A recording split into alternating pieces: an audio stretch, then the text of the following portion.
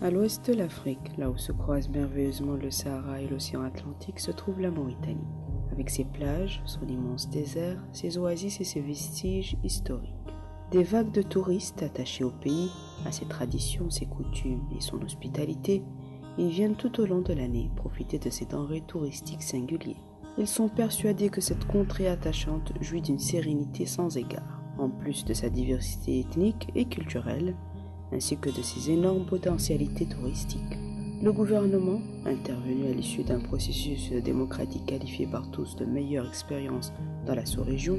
a pour sa part créé un département en charge du tourisme et qui œuvre dans le cadre d'une vision stratégique prospective et qui s'attelle à faire du tourisme un pilier essentiel de l'économie nationale.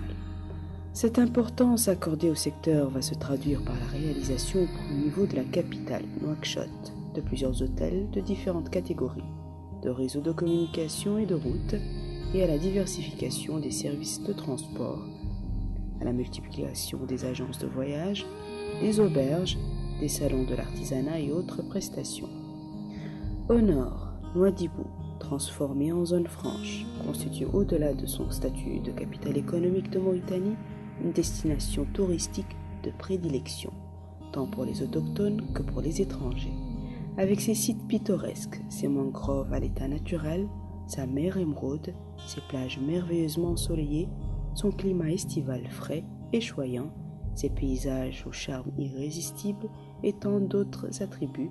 le tourisme à Nouadhibou a incontestablement de solides atouts.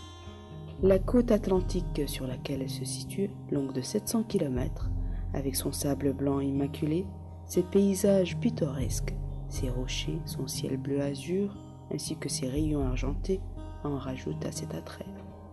Les villes anciennes, Ouadane, Chingiti, Tichit et Walata, de par leurs vestiges historiques, leur rayonnement scientifique dans les siècles écoulés, constituent à leur tour une destination de choix pour un tourisme culturel qui attire l'élite.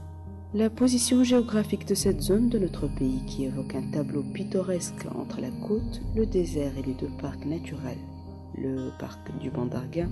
et le parc du Diaoling, classé par l'UNESCO Patrimoine mondial de l'humanité, lui donne une autre dimension. Cette zone abrite de surcroît, dans sa partie nord, les villes anciennes de Chingiti,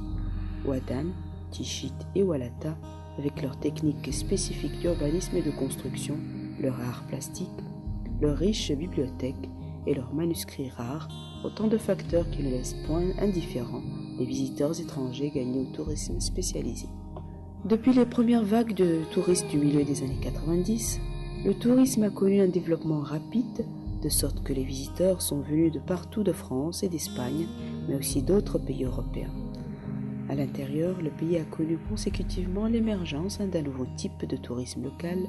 notamment vers le sud et vers les villes d'Aïoun et de Néma. Certains estiment même qu'une nouvelle forme de tourisme, le tourisme d'affaires, est en train de voir le jour et de se développer.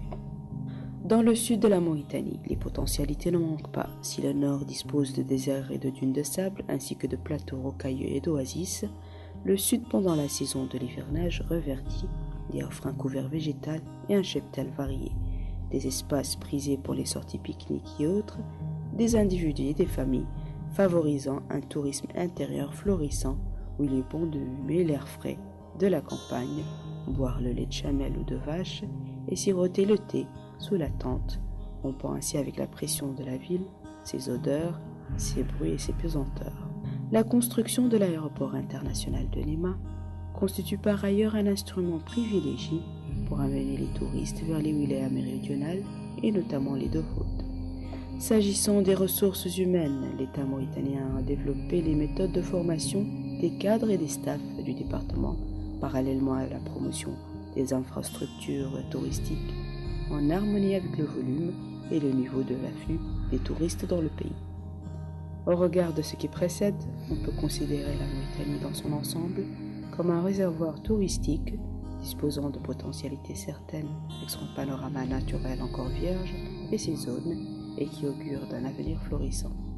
C'est dire que le tourisme a des perspectives prometteuses.